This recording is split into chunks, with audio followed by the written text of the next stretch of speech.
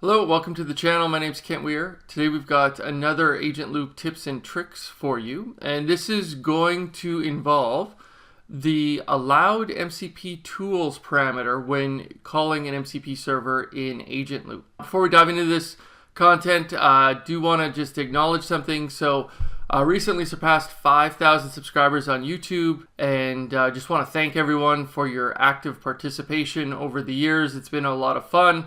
I've learned a ton of stuff by building these videos and really appreciate all of the likes, subscribes, the comments, etc. If you haven't gone ahead and subscribed to my channel, I would encourage you to go do so. More great things to come. All right, so let's talk a little bit about why this is important. So we recently introduced MCP support for Agent Loop in Logic Apps, and this allows you to dynamically discover and call tools at runtime. Now, there may be some situations when you, as the Logic Apps author, want to restrict what tools your agent and subsequently your users have access to. Now, you might be in a situation where you are consuming someone's MCP server and you didn't actually go ahead and build it. When they built the MCP server, they probably had a good idea of the various tools they wanted to include in that. And for whatever reasons, maybe you don't want to actually go ahead and allow some of those tools to be called.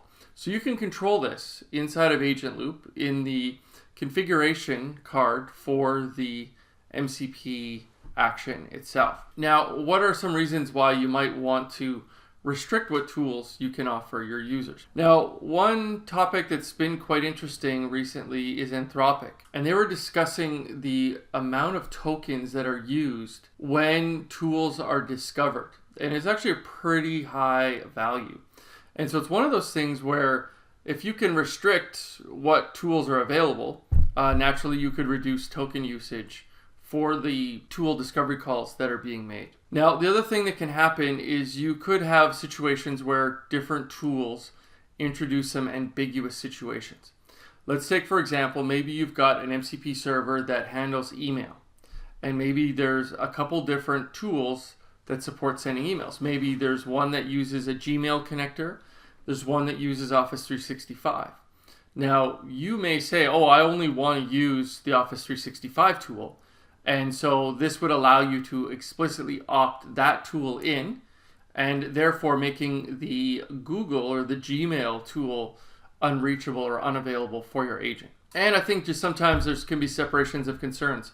Maybe someone has built an MCP server and functionally they've added too many different tools. And so maybe you've got a situation where it's like, hey, this is for like HR onboarding, and then you've got other tools that are related to, say, financing, month end.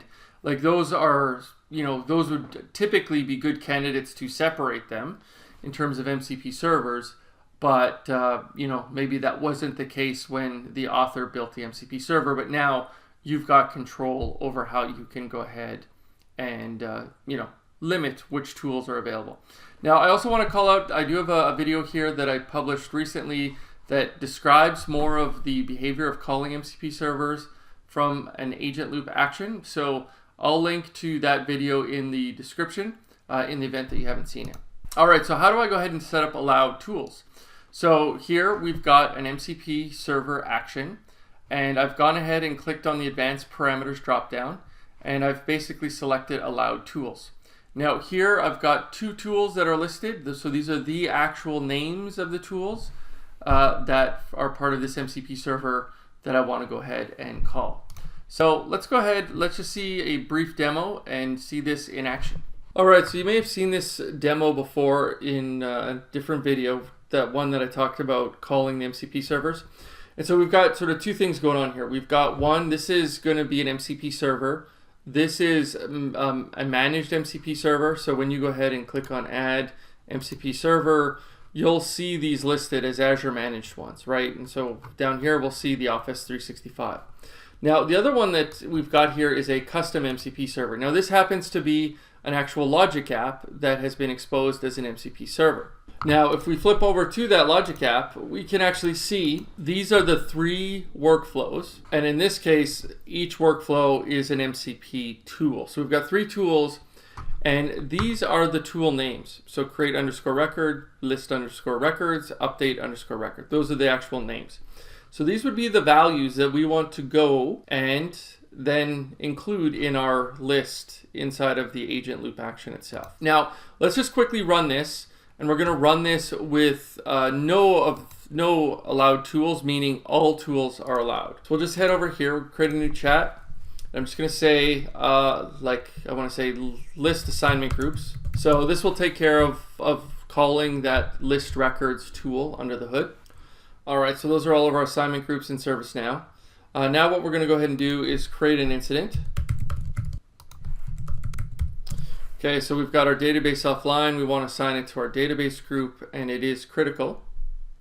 All right, so we've got a ticket. Now let's update this ticket. Okay, so we just want to update the ticket to indicate that we've got a root cause identified. And this is going to go ahead and leverage that update record tool that we saw before. Okay, so then that's been updated. Now let's just head over to the run history, because I just want to show you that these tools are all being called, and we'll be able to see that in the agent log here itself. So we can start, at the top, list assignment groups. Okay, we're listing records. Then we want to create an incident. So we create a record, we send an email, and then we update a record, and then we send an email. So that's great. We see that that's working. Now, what we're going to do in this scenario might not make a ton of sense, but it'll illustrate that the fact that this feature is working. So we're going to click on Allow Tools, and in this case, we're going to select List Records as the tool that is allowed. Now remember, this is for this particular MCP server. This particular MCP server would have its own list, so you sort of manage those independently.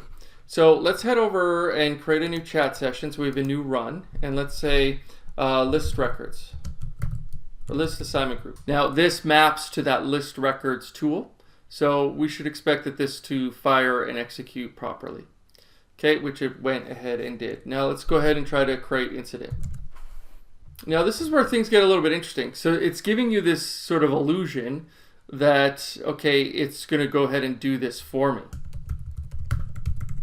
So we're going to say, okay, database is offline, medium severity, and then assign it to the database group. So it's going to come back, and it's going to sort of imply that it's going to try to do this. It's creating this. Now it's gone ahead and called the email, which is great, but it kind of makes it seem like it's creating the incident. Now let's head over to that run history again, and we'll go ahead and take a look at our new entry. And then once again, we'll rely upon the agent log here. So list assignment groups, okay, list records, that's fine. Create an incident. Now it's listing records once again, which isn't unheard of because it does need to do a lookup on the assignment group of database in order to get a sysid. So that's fine. I think that makes sense.